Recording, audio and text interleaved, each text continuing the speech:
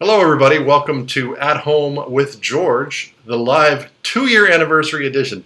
My name is Greg, and I'm part of Team George, part of the crew that supports George in his work, and I'm going to be your co-host for this experiment we're doing here, live YouTube, using some brand new studio software, and we're going to talk to George about 2 years of doing weekly episodes of At Home with George. So without further ado, welcome, George Mumford. Thank you, Greg. Welcome everyone to being at home with George, the second year, 2-year anniversary. I guess we're coming up close to 100 episodes. So I'm excited about being here. And as Greg said, this is new and experimental, but I'm really excited about having this opportunity to just reflect on the 2 years and what we've been able to accomplish and how I feel about it. And it's very interesting because I believe it was March 11th, 2020, when we began this process. And I felt the need to be of service to help folks because there was a lot of uncertainty, negativity, and not knowing what to do. We have never faced anything like this. And my way of being supportive is to figure out how I can serve, how I can be helpful. And I came up with this concept of embracing, being able to embrace whatever comes up, and at the same time generating hope. And that's essential. We have to keep hope alive, and hope is something we have to generate. It's not something that comes naturally. And so just creating this vision of possibility, like I start off most shows with, of embracing whatever comes up because things are happening, especially things we don't expect and that are we're uncertain about what the outcome is going to be. We have to have an ability to say yes to life, to embrace life, and at the same time generating hope. What's the lesson? Um, how can we use this opportunity to be more compassionate, more loving, more kind, and more wise or wiser? Cool. So yeah, so Greg, that's pretty Yeah. much all I need to say. Well, thanks, George, and it's nice to see we're getting some folks checking in. I asked if they could hear us all right, and thank you to Jose and to Karen who are tuning in live to join us. As I said, this is a bit of an experiment, and we're going to try to do more of these things in the future, more interactive, so we can take live questions. Usually, when we do at home, we do these things. They're taped shows. But George, let's go back in the Wayback Machine to March 2020. It was a very different time in the world, and unless you're 100 years old, you hadn't been through a global pandemic. Nobody knew what was going on, and you was seeing all the news, and it was scary and it was stressful. And I remember at the time, none of us knew quite what was going to happen. So take us back to how you were feeling then, and how you wanted to be able to help people, and starting this YouTube show and putting these weekly chats out. Talk to me about where you were at back. The first episode we figured out was Wednesday, March 11th, 2020. Episode number 1 of these shows. It's interesting. Thanks for asking the question. It's interesting because I did a series of Zoom sessions. Being at home with George, or at home with George, was the first one, and I was feeling like people were feeling hopeless and helpless, and yeah, in dire straits. It was just not everything that I was seeing was negative, and we really, when you don't know what you're dealing with and you don't know where it came from or why it happened, it creates a lot of anxiety. So I'd say there was a lot of anxiety at the time, and I felt the need to be able to support people. So this was one way, is to actually talk about some things or talk about an approach that, to this uncertainty that would be helpful. That was the main thing. And at that time, I think after I started this, sometime in the following month, I was doing like 4 or 5 Zoom sessions a week, just having conversations with people. The young basketball players we were working with are young folks, both male and female, as well as some of the professionals that I've worked with, and teachers and parents. I just wanted to keep communication going because, first of all, I think for me, I feel the underappreciated aspect of not being able to. We took for granted that we could go out and eat and go into groups and talk and engage with each other, person to person, in person. And when that was taken away, I felt the need to figure out how to stay connected with others, even though we weren't able to be in the same physical space.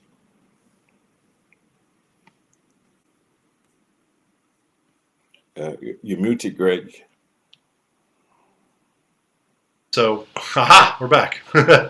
So yeah, George, I remember, how unsettling that was at the time, and it's interesting that here we are 2 years later, and now there's a war going on halfway around the globe, and there's a new set of uncertainties. There's all sorts of additional stressors, just the cumulative toll of 2 years of living with COVID, of living with the pandemic.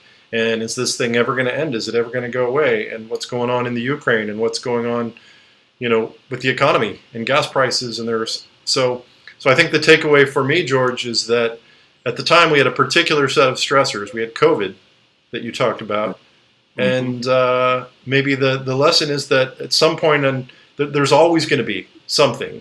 Yes. Am I right about that? Yes, uncertainty is here to stay.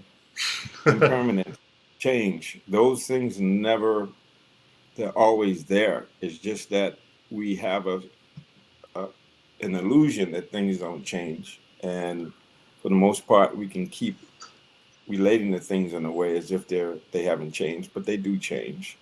And this idea of embracing everything is also embracing change, embracing uncertainty, and at the same time generating a hope that allows us to make choices to create space between stimulus and response. And no matter what happens, we always have a choice in terms of the effort, the attitude, and the perspective we bring to things. And so why not have a perspective that talks about creating the possibility of embracing everything and at the same time generating hope so that we can make wise choices and continue to grow and evolve as human beings, as spiritual beings. George, I think in the almost 100 episodes, I think we're on 98 now. Well, I think we're 2 or 3 away from 100. We sort of lost count. But I think the thing that you've talked about the most, the thing that you've mentioned the most over all of those episodes is, of course, that quote, space or gap between stimulus and response. And you mention it all the time. And then that's a quote from Viktor Frankl. Can you expound on that? Can you tell the folks tuning in a little bit more about that? How did you first come to discover that concept, and maybe go a little deeper on that? Yes, I believe I was in graduate school studying psychology, and Viktor Frankl was one of the folks that I studied a lot with his logotherapy and his tales from the death, being in a concentration camp during World War II. And this idea of being a human being, that we have this ability to observe our experience in an uncritical way. We have this ability to stop and observe as a witness, especially as a silent witness. We can observe things in a way where we create space between stimulus and response. And I talk about it in my book, The Mindful Athlete, Secrets to Pure Performance.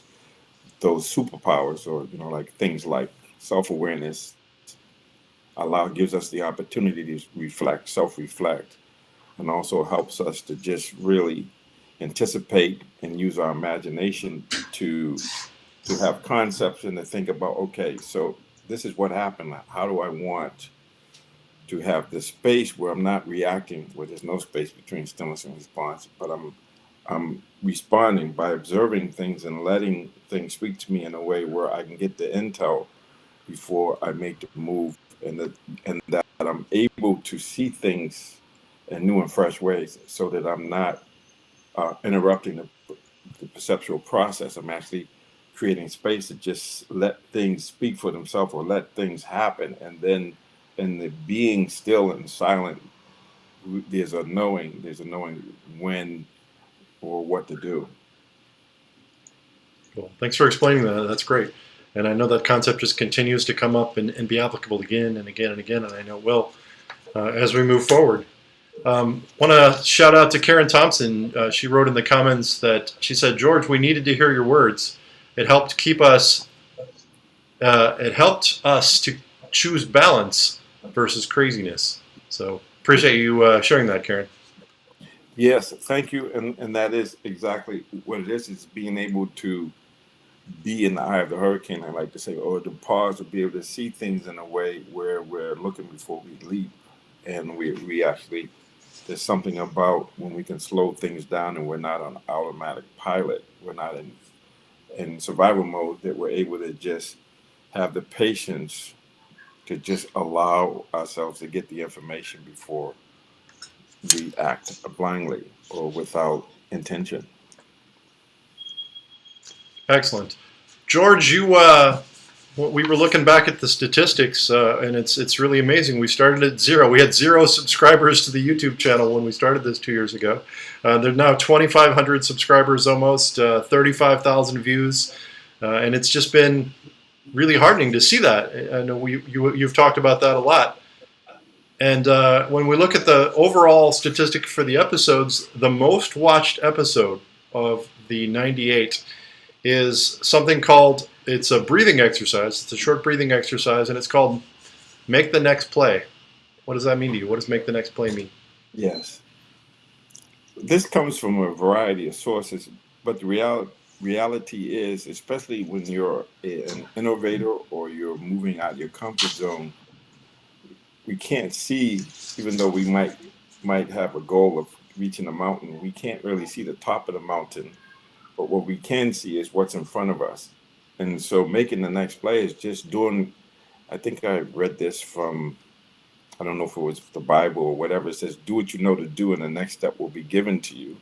Or Emerson would say, do the thing and you will have the power. So it's really more about, instead of being reactive, be proactive and actually move forward. Actually use the situation as an opportunity to express ourselves, express our values, express some sense of agency. And just by having a little bit of agency, it gives us enough confidence to keep moving forward. And as we move forward, we continue to build confidence and know-how. Excellent.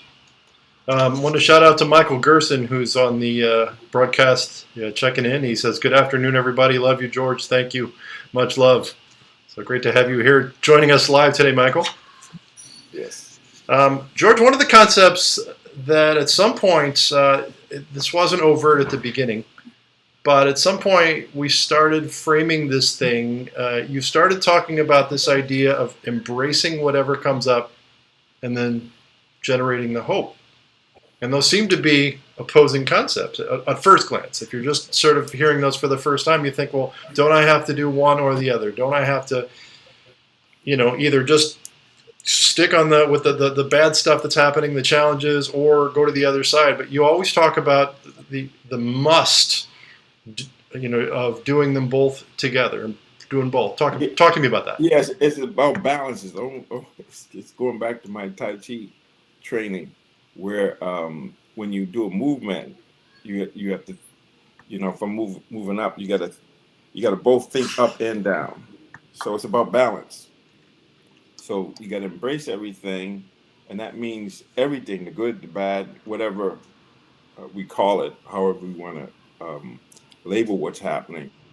But we have to be present, and by embracing it, you have to have the hope that allows you to embrace it, and the hope really helps with the being present. And by generating hope, as you may recall, we had one episode, we call it the Hall of Fame, HOF. And so for me, the Hall of Fame is hope, optimism, and faith. And so faith is the substance of things hoped for, the evidence of things not seen. So it means going into being vulnerable, moving towards something with not having a lot of certainty, moving into uncertainty, realizing, like the military term talks about, VUCA, VUCA. From moment to moment, things are volatile, uncertain, complex, and ambiguous. So that's the phase. We have to be able to embrace ambiguity, embrace uncertainty, embrace volatility, and embrace complexity. Things aren't so simple. And so we like to paint things as they're black and white, but there's gray areas, and there's a movement where it could be, because no person is all bad or good. No situation is all bad or good. There's a little bit of each, but it depends on what we focus on and what we want to generate, or what we want to use as a launching pad.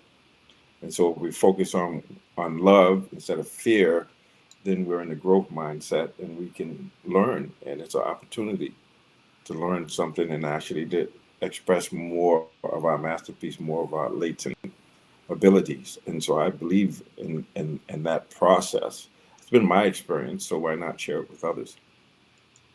Excellent. I'm happy that, I mean, it comes up every week now. I mean, at some point it became really the container, the framework for the show at some point. Yes. Yeah. Want to shout out to Daryl. Daryl, aspiring mental skills consultant, is popping in right now for a comment. Great to have you with us today, Daryl. And we've got a question, George, from Rue. Rue asks, George, what do you do when you feel uncertainty? Or who do you go to for help when you have so many other people relying on you for guidance? What do you do?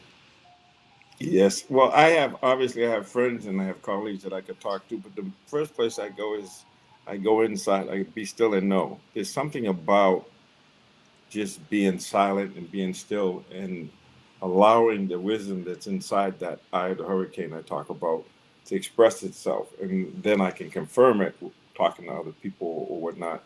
Oftentimes it's just knowing that I'm wired for success. I have everything I need to succeed. I have this unlimited potential inside of me that that can be developed or accessed, this masterpiece, and that I'm the only one that can do it. So even though I go and talk to people and ask people at the end of the day, it's me. It's up to me. I'm responsible, and I have to make the wise choices. But I'm not alone, and a lot of it often is based on my experience, how I overcame chronic pain or deal with chronic pain, overcame substance abuse, or dealing with those hindrances I like to talk about, which are central desire, wanting things too badly, ill will, that means anger, frustration, all of those negative hostile emotions, I would call them, low energy or not, or apathy or depression, worry, restlessness, and doubt. All of those things are hindrances. Hindrances. They prevent me from being present and from seeing clearly. So it's really more about understanding myself and understanding how I am relating to the present moment in a way where I'm able to learn from it, see clearly, and then make wise choices. So it comes down to a myriad, a variety of things, myriad sources, a lot of them. But I read and study a lot, and I study how people have overcome difficulties. And so to me, I can talk to other people. I have sources, but these people I learn from, that are not even here. Viktor Frankl or Dr. David Hawkins or Maya Angelou. Some people are here, Anne Lamont. Some people, there's a lot of people out there, Oprah Winfrey, there's a lot of people out there that we can learn from. And because we have Google and we have YouTube, there's a lot of really great stuff out there besides all of the negative stuff in the digital, environment, a digital echo, we call it. So that was one of my reasons for doing this, as well as offsetting the negativity and people who are really good at analyzing and being analytical about what's wrong. But we need to understand, yeah, that's what's wrong, but how do we fix it? And what's right, in catching ourselves and others doing something right or something that works, and sharing that with each other. So it's not a simple question. It's like I have people that I talk to, that mentor, or we have a friendship. And some traditions, like in the Buddhist tradition, you don't call your teacher a teacher. Is really, a teacher is a good friend, someone who can share their experience, strength, and hope. And I learned that in 12-step recovery as well, is that I'm not alone, and I can share my experience, strength, and hope, and others can do the same. And together we can figure out a way forward. Excellent. And I know that you're a voracious reader, George. You read a book a week and have for for decades. And in fact, you read your own book and your own work again and again. And Yes. you talk sometimes about this concept of circular learning, about Yes. coming back to things again and again, and maybe why would you do that? Can you Yes. talk to the listeners Yes. about that? Yes. So circular learning is interesting, and I remember I was studying accelerated learning, and I forget how much what we see, what we hear, what we say, how much we retain of it, but we retain something like 90% of what we see, hear, say, and do. And so if I'm reading something and I'm only getting 30% of it, obviously I have to read it multiple times. And each time I read something that I've read many times, because I'm different, I get something different or I get another piece of the puzzle. So I like to think about it as this process of cultivating or pursuing excellence and wisdom with grace and ease. That's the game I'm playing. That you get a jigsaw puzzle, and you're putting it together, and you see, oh, there's a piece missing, but I know what that piece is, and you get it, and you keep putting the pieces in place, and then you get a picture of what's there. Then once you solve that puzzle, then there's another one, and so it's this process of continuing. And to me, it's like it's a meditation. To meditate means to contemplate. And so if I'm reading like The Art of Loving, which is a book I've been reading for, I don't know, almost 40 years. I read it, I keep rereading it, and each time I read it, I get something different. My book has only been out 7 years, actually, 7 years as of March 15th, a couple of days ago. And I read it close to 50 times, and each time I read it, there's something new that I get. And I read it, but I mean, I wrote it, but here's the interesting thing. A lot of times things are happening or flowing through me, and I have to reflect on, oh, where'd that come from? That was pretty good.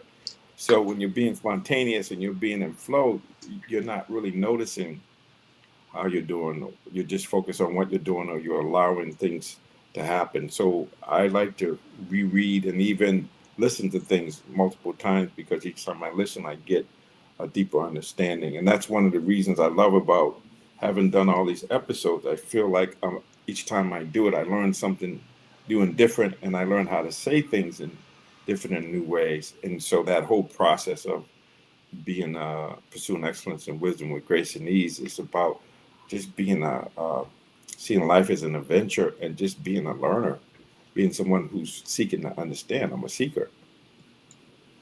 Excellent. George, what are your plans going forward? Will the show continue? Will the show continue? Do what you know to do, and the next step will be given to you. Right now, I keep doing these episodes, and we'll see. I don't know. As far as I'm concerned, it's a vital part of of my way of serving and reaching more people, as well as my own personal and professional development. It's just something about this process that allows me to find my voice and get clarity. But the most important thing is sharing my experience, strength, and hope. And when I do that, I talk about this all the time. Is if you want to learn something, you teach it, and if you want to keep something, you give it away. So this process allows me to continue to teach and to learn and to give things away that actually that become more embedded in my consciousness, my awareness. Excellent. I'm happy to hear that. The show will go on. We got another question coming in. Let's see. One of our viewers asks, how can someone get over that voice that tells you, who are you to think you'll be successful? Who are you to think that you deserve more in life? Yeah. My question would be, who's asking that question? So we talk about, in my book, I talk about, well, it's not just my book, but it's out there, um, about the fear wolf and the love wolf. I'll simplify it that way. This Cherokee grandfather is talking to his grandson about two wolves inside of him that are fighting this ferocious battle. And the grandson becomes concerned and says, "Grandfather, which one will win?" And the grandfather says, "The one that I feed." And so maybe that's something that we should think about. Which wolf are we feeding? Are we feeding the love, the growth mindset, or are we feeding fear? So I think that's a clue there, right? How do we who do we want to feed? Or the fact is we have both the fear and the love in the storehouse consciousness, or in our basement, you might say. And when we crack the door open, we might be keeping the fear suppressed, but it's going to break out. But also we're suppressing our love, our compassion. So we have to be able to embrace both, and then generate the hope and learn the lessons that's available to us. I see crisis as not only danger, but an opportunity. So this process of understanding things is really important through reflecting. And we talk about it all the time. True understanding comes from reflecting on experience. So whether we do something well or we don't do something well, we have to reflect on it and learn the lessons. Yeah, excellent. George, one of the viewers asked about having additional conversations, one-on-one conversations. So, our team and you put together a variety of offerings besides this YouTube chat. And I think that it'd be a good time we'll take a few more questions, so we'll come back to that. But tell me a little bit about some of the other things that you have going on in George Mumford world. Yes. When you talk about, one of the things we tried something new yesterday. We had a drop-in class, and that was trying to figure out, because I get requests all the time for podcasts and people having one-on-one conversations with me, and I couldn't possibly answer all those requests. So I'm always thinking about ways of being able to expand or have people ask questions and have them answered. And so we've tried things like the Mindful Athlete course, which we'll have another 6-week study group in 3 weeks. And we have obviously these YouTube postings, but also the website, and people can make requests through social media. I meet with people, but I think the main thing is just to have an opportunity, like even now, like what we're doing now, people having an opportunity to ask questions. But basically, one has to do the training, has to learn how to be more self-aware, how to self-regulate, and how to generate one's own sense of personal mastery. Something that has to be done. But these conversations through social media and programs like this are ways that we can address it. But it's not perfect. We're still trying to figure it out, how to do it. There's still some steps that may have to be taken. But the first step is for the person to be a seeker, and then say, how do I do it? And I ask the question that you're asking, and how do you do that? We're working on it, given that there's limited time and space, and there's only one of me. Yeah, excellent. That's a good time to mention. You mentioned the Mindful Athlete online course. That's been going for a couple of years now, and twice a year we run a 6-week study group where George is the host and the moderator. Where it's all George. It's actually George. Somebody asked that question on our call last night. Is it really you? Do you run these things? And so indeed, it's George. And so we every Wednesday for 6 consecutive Wednesdays, we all gather together on a Zoom call. And there's a topic each time we run the course. And the upcoming topic is practice for life, making your life your practice. That's going to be coming up. And the last one we did was about courage. We did one on resilience. We've done them on different themes over time. And so people, if they want to learn more, they can go to georgemumford.com, and there's a course page there. You also have a master class on anxiety. It's a shorter one-time only piece if people want to learn more about your thoughts and views and practices around anxiety and how to deal with it, and how it can be both a challenge and a good thing. You can go to the website and learn more about that as well. And because we are running the 2-year anniversary show here, and it is the 2-year anniversary of At Home with George, we're running a special right now for 2 days only. So if you've been part of the George Mumford community and you're interested in joining us, we're going to run for 2 days, for today and tomorrow, 50% off either the course or the master class. And there's a discount code. It's AHWG, that's At Home with George, the number 2 and the letters YR, so 2-year.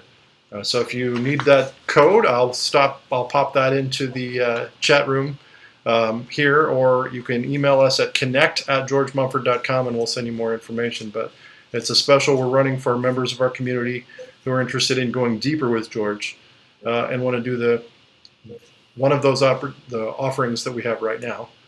And so first of all, George, why Practice for Life? Why make life your practice? Talk to me about why that was chosen for the theme for the study group that starts in 3 weeks.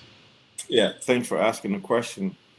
Because this process of examining one's life, and as they say, the unexamined life is not worth living, that we need to figure out how to apply these teachings to our everyday life. They have to be practical and they have to be accessible to us. If we're doing it and practicing it, we want to be able to apply it to life, because a lot of these teachings, or the way I like to look at it is, it's one thing to have the teaching, it's another thing to have a direct experience of the teaching.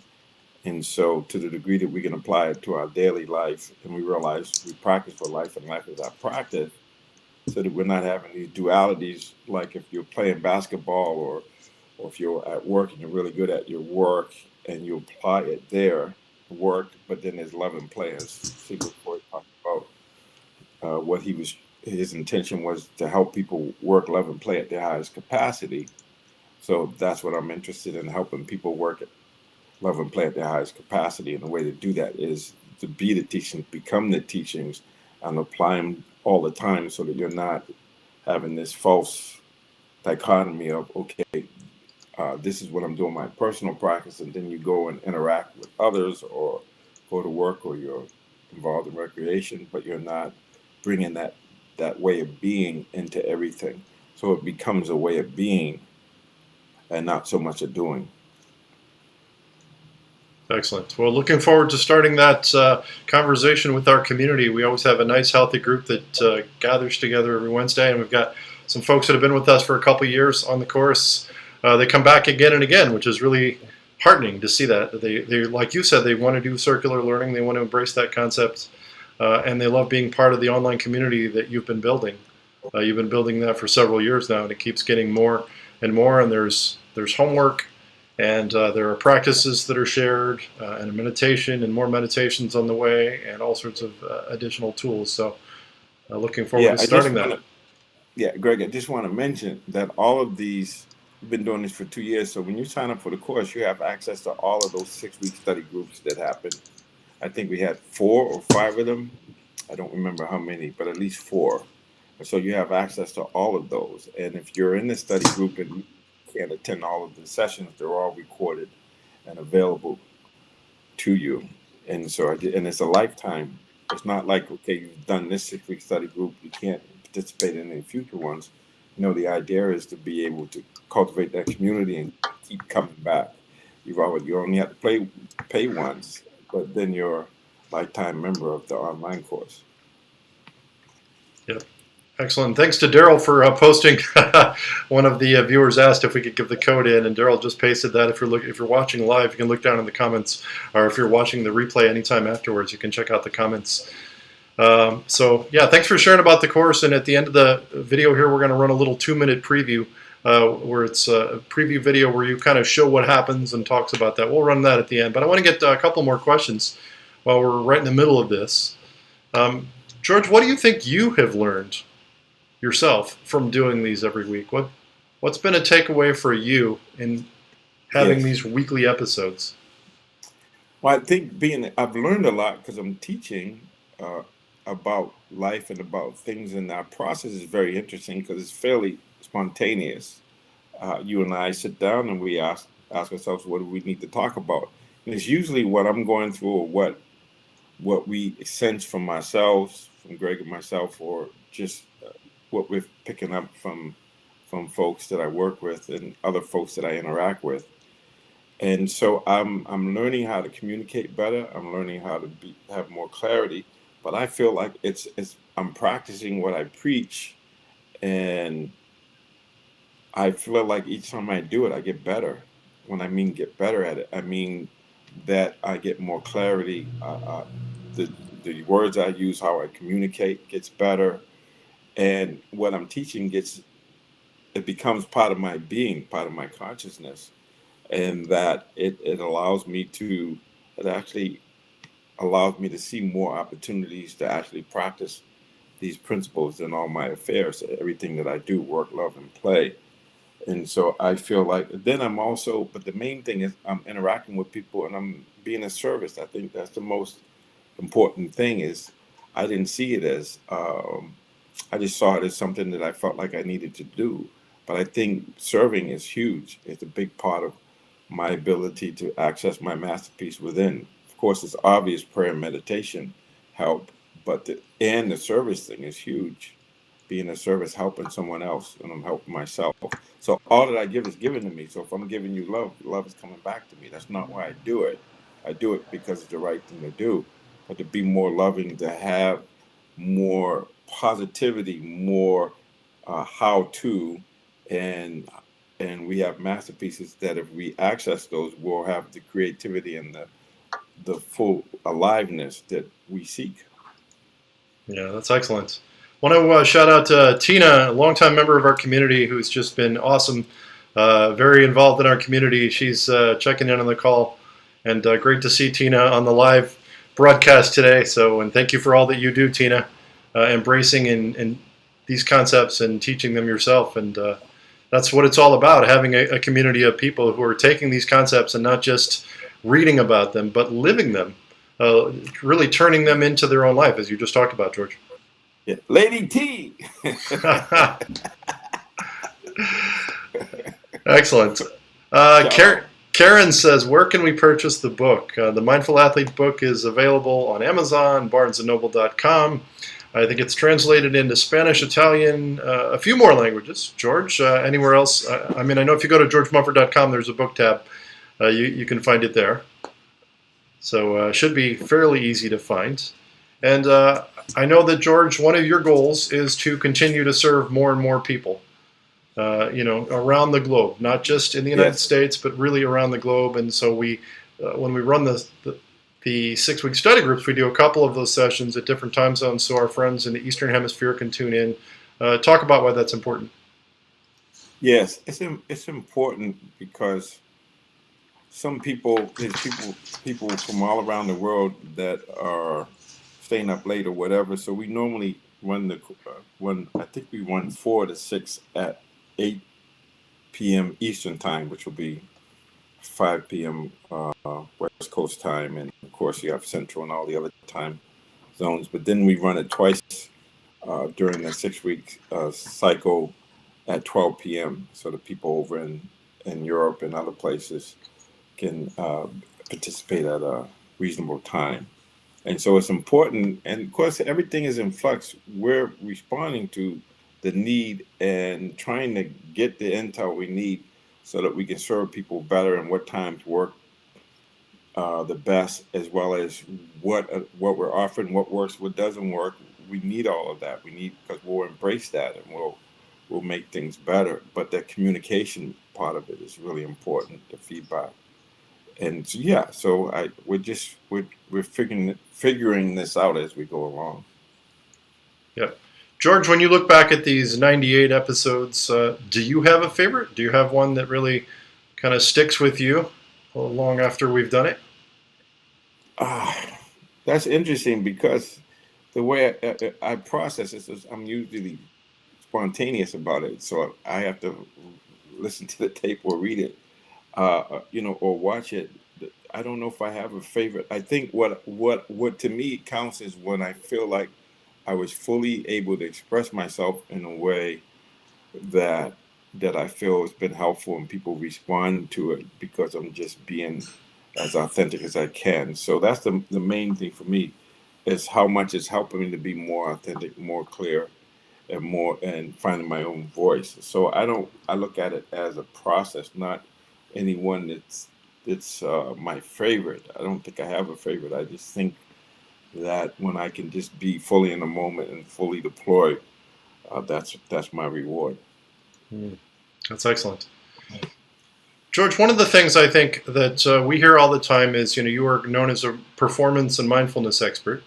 And performance, sometimes people think that only has to do with sports. But I know you work with people in all realms, entertainers, moms, coaches.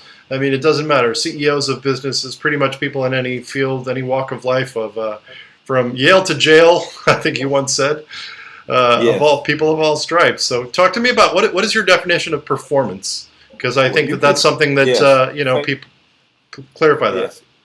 So I remember watching Joseph Campbell on The Power of Myth, and Bill Moyers asked him if people were looking for meaning, and Joseph Campbell says, "I don't think people are seeking meaning. I think people are seeking the experience of being fully alive."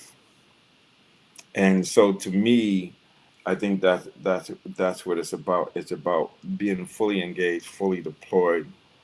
I think that's what people are seeking, and so anything I can do to help people be fully engaged and fully deployed into what they're doing, I think that's what it's about. So how do you? So this is the process we're engaged in: how to live life more fully and more creatively. And my experience is to the degree that I can be my authentic self and my access that masterpiece within. That when I'm being authentic, that's a winner. A winner is somebody who's being authentically who she is. That's a perfect tie-in because one of the viewers just asked, "How do you know when you're being fully authentic? Is there a clue? Is there a sign? Like how do you know that's happening?" Yes, because you're see, and part of the thing about being fully authentic is that means being a fully integrated person. That means the body, the mind, the heart, and the soul are all in alignment, and you're fully engaged. And how do you know that? It's because you can feel when it's real. Just like you can feel when somebody's being inauthentic. You can feel it. Something's not right. There's something missing. I don't feel fully whole. I don't feel like everything is in alignment. Like my body and my mind are here together, and my emotions, my heart, and my soul, my spirit, everything is in alignment and present and engaged in the activity, not being conflicted. And so I would say that, and I'd say we have multiple personalities, in the sense that we have some selves, like the good student, the the um, the tardy worker, or so we have all of these other aspects of ourselves where we're not fully integrated. We haven't fully embraced our whole being, the parts that we like as well as the parts we don't like. We haven't made peace with some of the mistakes we made, or we're so focused on what's wrong, we're not embracing what's right.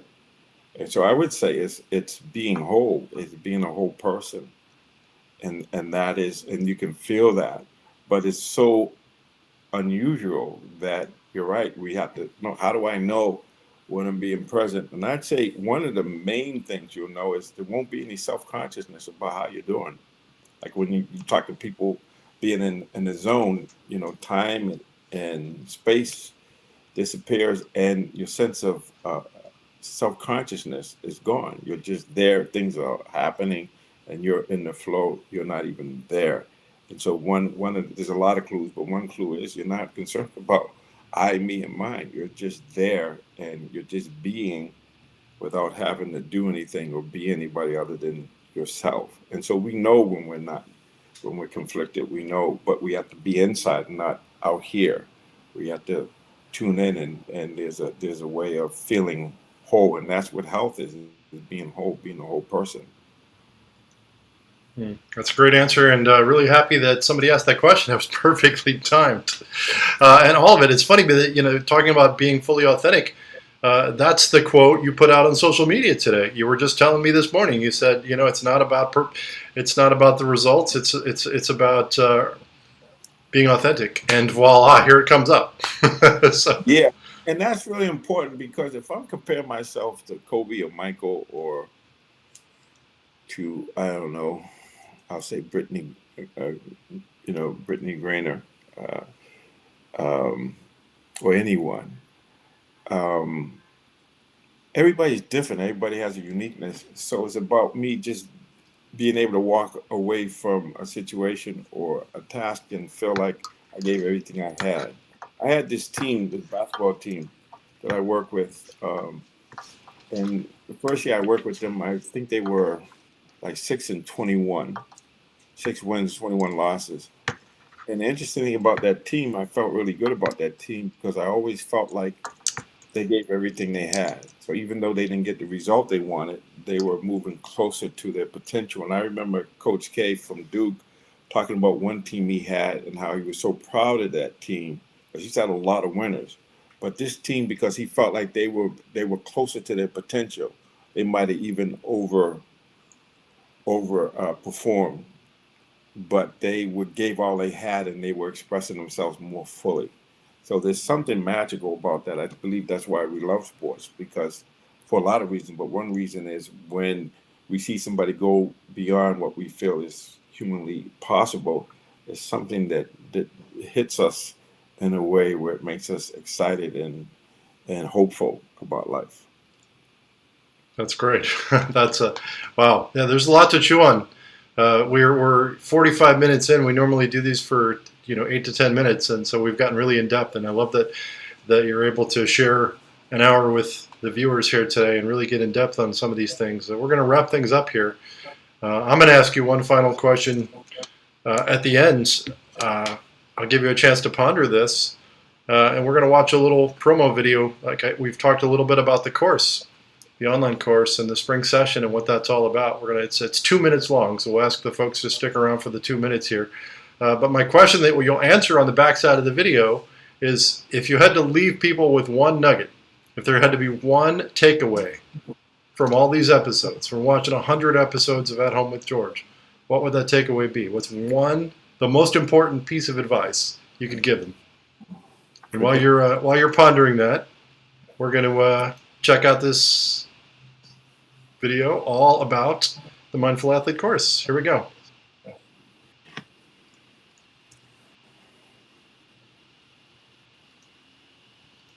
And we're seeing the video, but I don't think we're getting audio. Again, this is we're trying some new things here, so.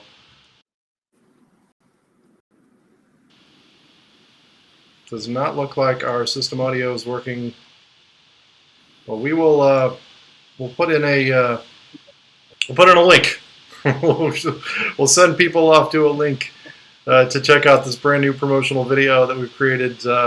Okay, that one will come in the second attempt at our broadcast here. All right, so back to my question, George. As people... Yeah, so just to respond to that, stuff happens and things don't work out.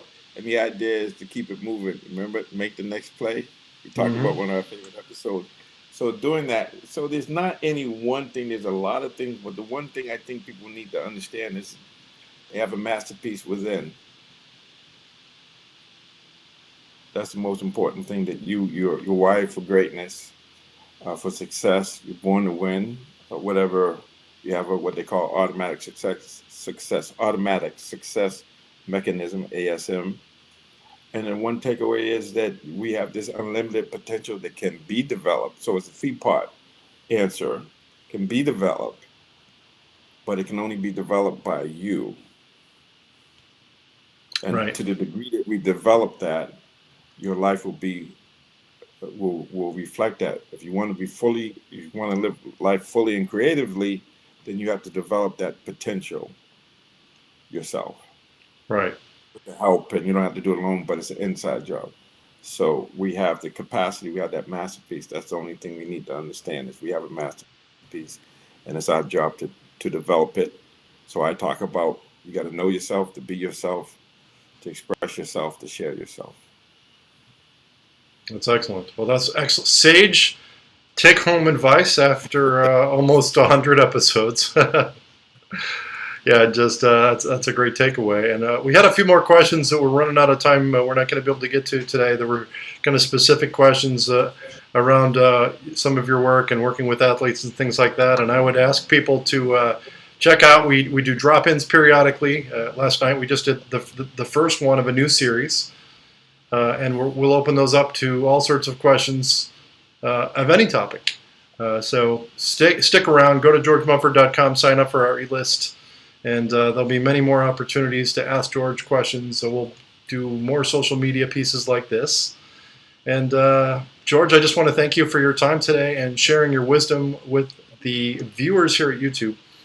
And I want to thank you, Greg. And I want to, not to cut you off, but I want to appreciate how how amazing the work has been, and you've been a part of that, even though it's being at home with George, but it's being at home with George and Greg.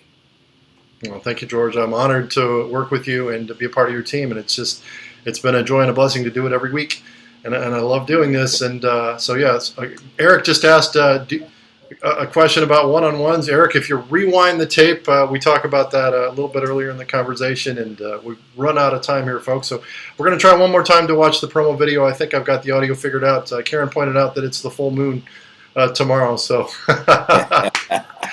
the full moon may be at play. Check out the video, and next week we'll be back, George, for the regular 10-minute segments at home with George number 99, I believe. And thanks for tuning in today, folks. Well, love and blessings. Love and blessings to all of you. And let's see, here we go. And trust. And so the Mindful Athlete course is a course I developed from my book, The Mindful Athlete, Secrets of Pure Performance. And I wanted to create an online community and to have people have access if they want to go deeper in the book, if they want to really get the master of the 5 superpowers. And also I wanted a platform that would allow people to apply these principles in their daily life. The 5 superpowers are like spokes to the wheel, with the hub being mindfulness. And then the spokes are concentration, effort, insight, and trust. And so the whole idea of the 5 superpowers is it gives us access to our own internal power plant. So there's 3 pillars to being able to do this practice. The first pillar has to do with the idea that we have this masterpiece within. The second thing is we have these teachings, which is the course in the book. And the third thing is the community. We have these sessions on Zoom. And what we do on the call is we practice a little bit. We talk about the 5 superpowers in the context of daily life. So it's home practice, because without the practice, you won't get the benefit. So it's really about learning and practicing, and then you have the experience. And what I want people to get is a direct experience of the teachings. Then it becomes something that you can hold on to. It's real. I got into these practices because I had chronic pain, and applying it every day and actually having it be a way of life or a way of being has been really profound for me in terms of my ability to not only recover but to thrive. The takeaway for me is each time I do it, each time I teach it, I learn more and it goes deeper. And my martial art teacher, Sifu, when we used to practice, she used to say whole life, whole life. And so what she was really saying is you can practice this your whole life and you'll still only be scratching the surface. I'd love to have you join me and be on this joyful journey of self-discovery.